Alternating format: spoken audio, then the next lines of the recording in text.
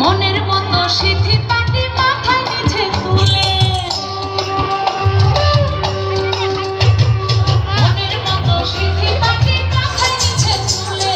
লতার মতো অন্ধ তাহার বাতাসেতে তুলে ফেললো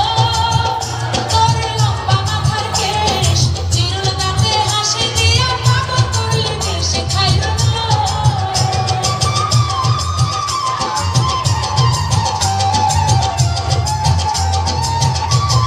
आज माने चाँदेर आलो रूप देखिया आज माने चाँदेर आलो रूप देखिया